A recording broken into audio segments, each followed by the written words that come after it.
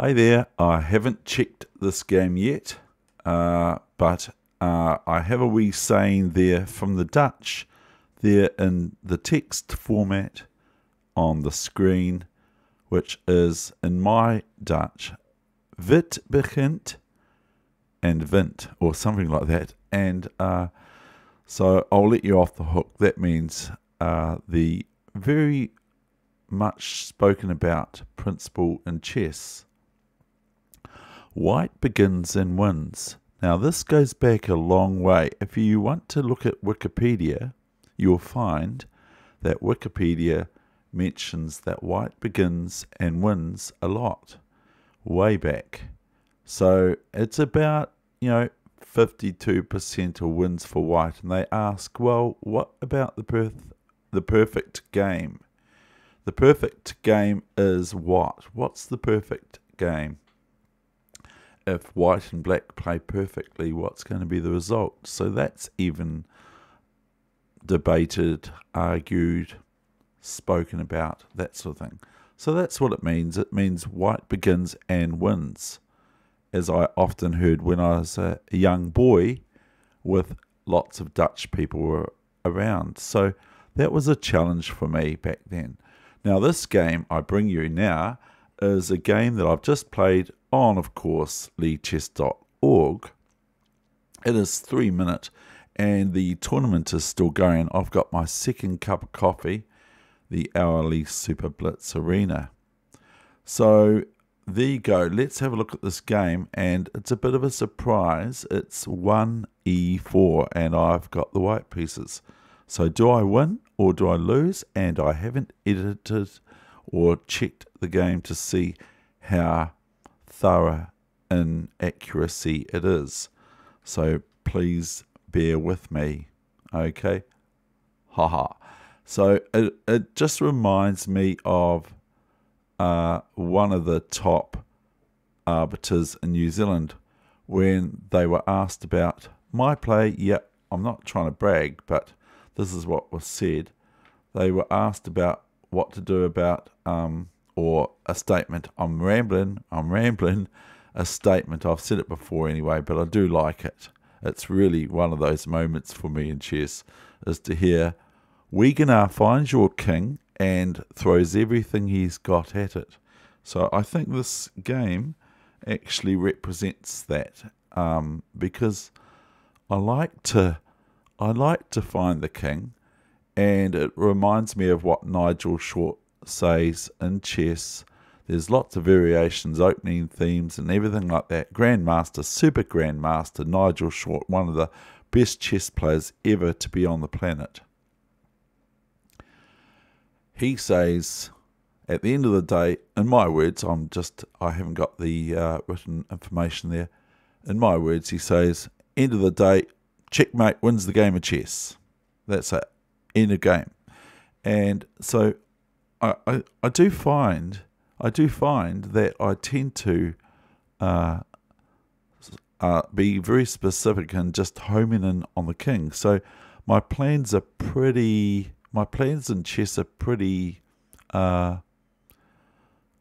sort of lame, really, because if you know you're playing me, you can sort of think, well, he's going to attack my king. And some of the I'm getting into a wee bit of info here. Some of the games that I've played, when I think of this, some of the games that I've played, my opponent wouldn't castle. Sometimes they would stay in the middle of the board, or they would sort of like not even do an Alekhine thing, the Alexander Alekhine thing. They would leave their king, and I would be going, oh, hurry up, castle, castle, I want to see where you're going, or something like that. So, and I had great difficulty with those players. So maybe back then, even like 40, let's say 45 years ago, they were already playing this way against their opponent, if you get what I mean. So here comes this game without further ado. And thank you very, very much for watching. And I wish you all the best with your chess or whatever you do. and know that you are very, very important. Everyone is. So stay safe, and here comes this game, and like I said, it's 1e4, but just look at how I play against my opponent's king. Not bad, not bad, not bad. I've only played one game, but 2-4-3-5 is my performance rating for this one game and one game only. As promised, here is e4, and I have the white pieces. So we have a modern, at the moment, we have a modern opening. A very, very modern opening, isn't it? Bishop g7 and bishop e2. No, knight e2. I just like to stick to the program, and here I thought, well, I often play g3 here, which is from the 80s. It was played a lot, or late 70s, 1970s I'm talking about. And players like New Zealand's best chess player, Grandmaster Murray Chandler, adopted it as white, and was very, very theoretical back then too, and probably, no doubt, is still to this day. So I was thinking, well, normally I play g3 here, but here I thought, I'm going to play this sooner or later, so I might as well do it right now, which may be a wee bit naughty, but it does prevent black from playing e5. So yeah, you guessed it, I played f4. So this presents another pawn at arms in the center, and this, like I say, prevents, in my opinion, move e5 for black, pawn e5. Although black can play for it, but not at this stage, I think. So d6, and the computer engine went, or the database went right out of the book. So d5, more or less telling the knight to go back to b8, as I tried to play a little bit of a prevention setup against black.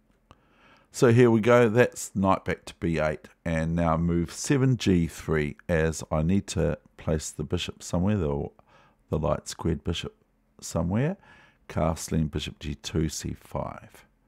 Now I could opt to go dc6, but then that would allow black to bring their knight back into the play with sort of like an equal tempi, or whatever it is. So I avoid that, and I think, well, I'd like to keep the pawn on d5, but I have to watch out for breaks from black here, playing on the queen side if I don't play dc6 now. So I have to be very aware of black's play, of course, but at the end of the day, this pawn is on the 5th rank, and so it's it's in black's camp, isn't it? It's not in white's camp. And I probably just echo everyone else that say this, that if you've got something on the in your opponent's camp, it's like, that's a wasp, isn't it? Like, that's a wasp outside the front door, isn't it? You want to bring your knight here, but that's a wasp, isn't it? It's going to take it, and so you don't want to play it there. So it's like having a wasp outside one's front door. It's just so annoying, and you have to avoid it. Yeah? You have to avoid it. Ja, the Dutch would say. Hè, nog iets, or something like that. All these sorts of words that I've learnt only the words, but I don't know how to necessarily put them in big sentences and all that sort of stuff, which is something I was talking about the other day to someone about learning language. It's one thing to learn the words, like nay and nine is in German, of course. Anyway, moving on with the game. So this is like this pawn on d5 for white, or d4 for black, if there's a pawn on d4 for black, is like a wasp in your opponent's camp or outside the front door or something like that. You get what I'm saying. It's easy to understand this because I'm saying it. So castling, keeping with the program of actually trying to develop until my next 10th move. My 10th move for this game is a6, a4. This is prophylactic and restraint of b5 square, which I've learnt from Aaron Nimzowitsch from his books Chess, My System, and Chess, not Chess, but My System, and it's got chess pieces on the front of it. Chess, it hasn't got chess on it, David. I can't get out of saying chess, but anyway, My System, very, very good book to get in chess, and also Chess Praxis, which is a bit bigger, a bit more involved, a bit more spiritual actually. It's like a real spiritual book. And players like Nigel Short go to this book. They say that these books are really, really good. If you want to get better at chess, those books are really, really good. The thing is that when I looked at My System, which is not my system, but it's Aaron Nimzowicz's system, when I looked at that book, I felt like I was being punished for some reason by my mentor, my chess mentor back then when I was a young 13, 14-year-old junior. When my mentor gave me this book to read, I felt like, I don't like books generally, it's just all there's. One chess friend of mine absolutely loves books, but I'm sort of like, I'm the kind of the opposite, like I read a book and I only read it in portion. I don't read the whole thing. Maybe I do read it. Maybe I just sort of think this is boring because I completely understand it. I don't need to read it. Whatever. What a load of rubbish that is. Okay, let's get on with this. So those books, Chess Praxis, and the one that I read, My System, I was actually indebted to my friend for my mentor to tell me to read that book, because that taught me about this sort of thing, which I hope I don't forget, which is black does not want to play b5 now, as that's going to result in the loss of the pawn, even though black can play it. It's possibly not advised. I might grab hold of the pawn and hang on, blah, blah, blah, blah, blah. Let's go. b6. Okay, all that said, now we have, of course, we have a cute looking diagonal for the white squared bishop. So, but there's pawns all in the way. So what I do now is, of course, I play e5. Now, if black plays now de5, I don't think that's a good idea, because this bishop is going to be fireworks on this diagonal with certain give it up moves. But first, if de5, then fe5 and d6 might come about. And then we got things like de7 and check to the queen, and also threatening intermediate e f8, queen check, and then rook takes queen on d1, if you get what I'm saying. But also, once this pawn is captured by the queen on e7, this knight can float into d5, because this knight's gone somewhere. I don't know where. It hasn't told me yet. So here's knight g4. So of course I ping the horse. And back to knight h6. And I could go king h2 now, and that's sort of the move I might play here. But I played g4. Now this is sort of offering white a morsel on e5, isn't it? It's offering a morsel to white. to black, sorry. But is it? No, of course it's not. I don't know. Is it? I'll just drink a slocky of my coffee. Now, slocky, as I've said already on this chess channel, because I like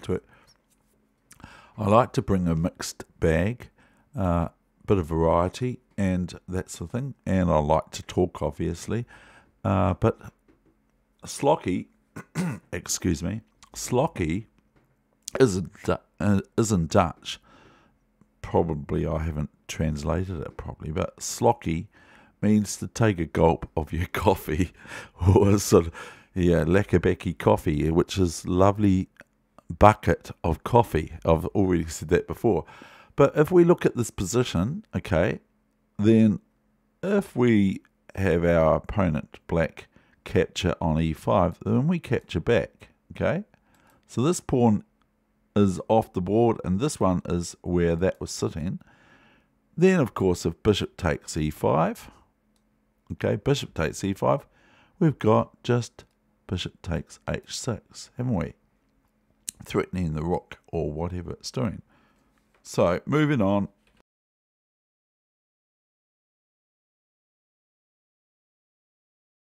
Sorry about that. I pushed the wrong keyboard. Anyway, you get it natural for me. You get it real, and you'll get me showing the reality of life as I do not edit things. I can, but I'm not going to. I could edit that, but then you'll wonder, why did I say sorry about that?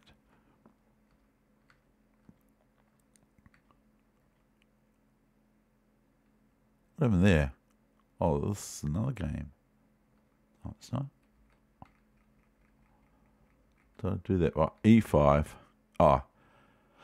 So we got, rook a7 is not, so after g4, black played rook a7. So that sort of like sponged my brain a wee bit. King h1. I choose to go off this diagonal for future reference, and I also avoided king h2,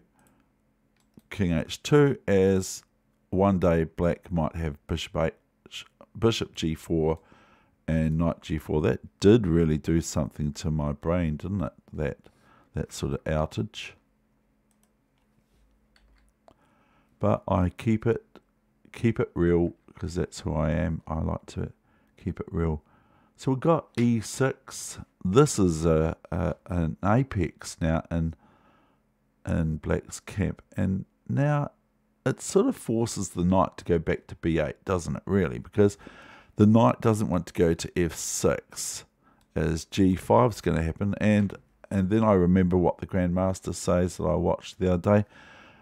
A piece is a piece. So even if you mess your pawns up a wee bit in front of your king, a piece is a piece. Now, obviously, my pawns are a bit messed up, aren't they? But as mentioned in the initial build-up to this video, which has actually eventually happened, the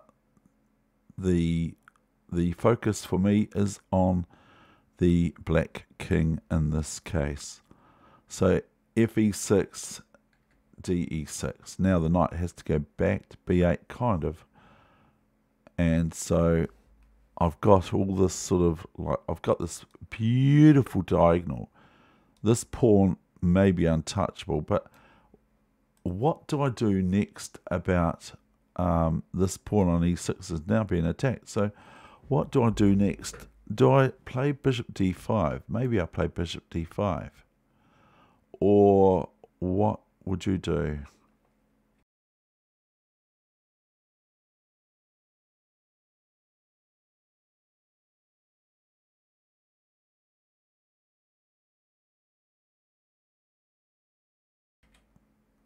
Here I played f5, but you might say, well, that loses the pawn, doesn't it? Because doesn't black just go gf5, knight f5?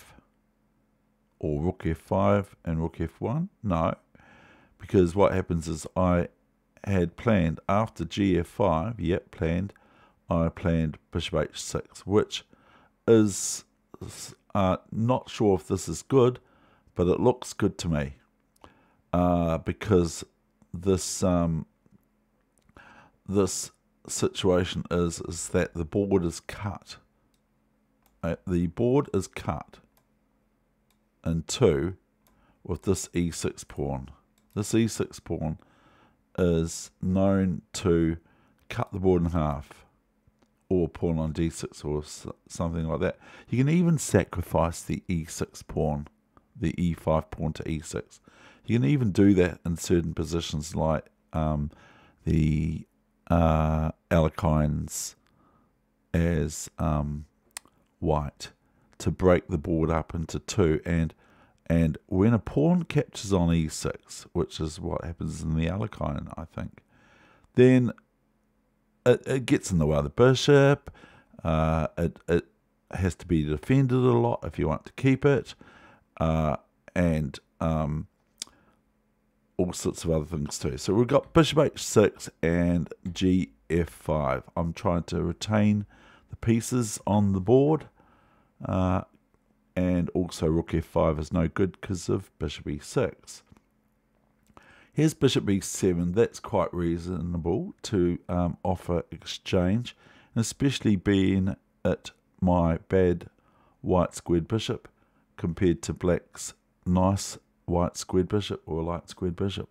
I could just opt to capture and exchange, but I think that alleviates, if that's the correct word, black's position somewhat. And it also, if black's a little bit cramped or your opponent's a little bit cramped, it's best not to exchange pieces too much, because that makes it more comfortable for them to, they don't have to move so many pieces behind their cramped lines. That's me putting it in my own words, definitely. But maybe the computer might say that, as I said at the start, maybe the computer would say it's better to play bishop b7 for white than what I played, which is knight d5.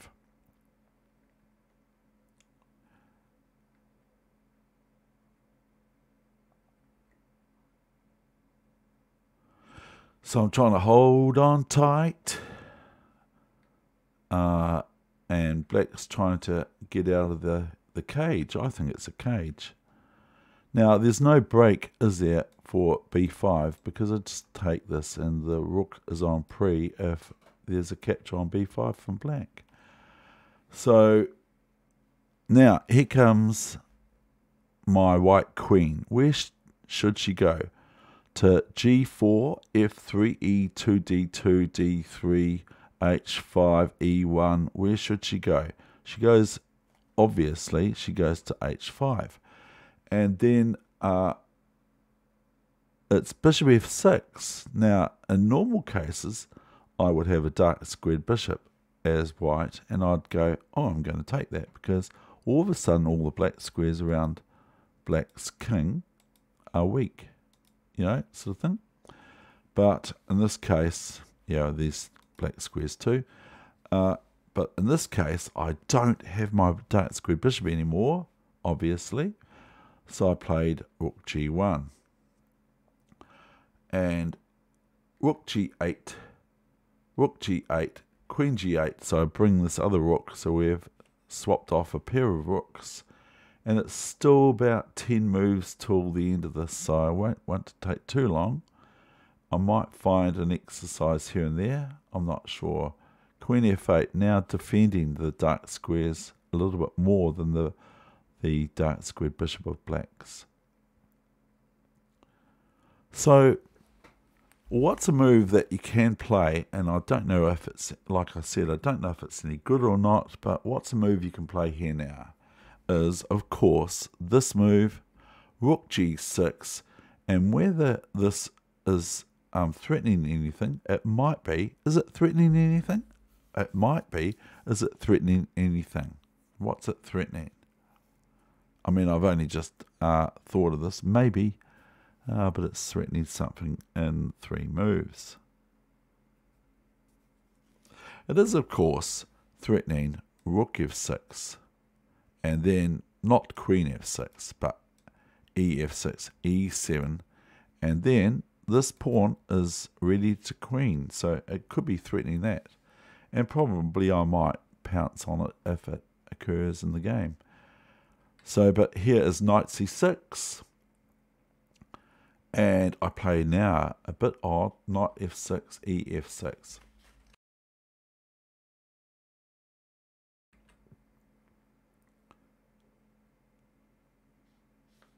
Now, so ever since I heard that Gary, and I don't have to say Gary who, ever since I heard that Gary uses all of his mobile forces, that has been a big, huge influence on my game of chess.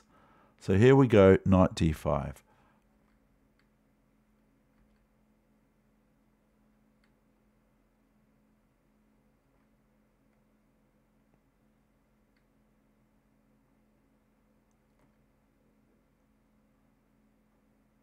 It's getting sticky.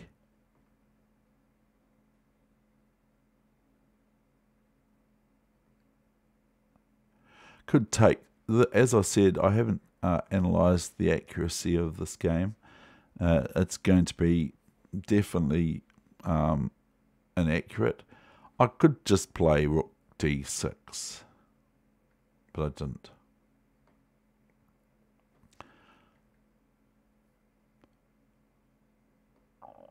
Excuse me. That's the coffee. The Lackabecky coffee.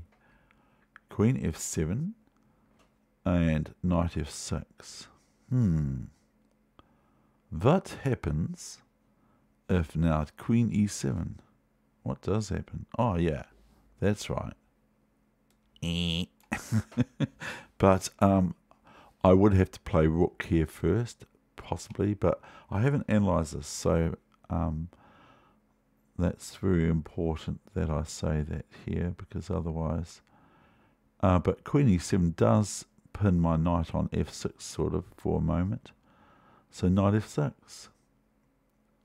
Now I play rook f6. Now I'm threatening bishop a8, but my opponent misses it. Oh dear. Very good game, I think, even though, if you don't mind me saying that myself, because obviously I'm white, and wint, begint, and the last part, and wint, or wint, or, yeah, something like that. Anyway, queen e7, and then we got bishop a8. So it's only about 4 moves altogether, or 2 moves, or something, till the end of this session, and then I'm out of here. Bishop f7, bishop d5, bishop d5, cd5, and my opponent resigned because I was watching the entry squares, check, and check from my opponent's play. Now, just finally, what happens if black plays other than queen g5 check? If black plays king g7, attacking my rook twice, I merely play what? Rook g6 check. And then it's check, and then if the king goes to here, if the king goes to f7, then we have what? We have rook g7 check, driving away sacrifice to the protection of the queen on e7 by the king on f7. The king has to take or relent with queen e7 check if it doesn't take the rook, mate, I think. And so it has to take on g7, and then queen takes queen, and that is definitely final for me here on this chess channel. And I hope you enjoyed the content today. I thought this is a good game to put on today, especially that it's not 1e3. Bye.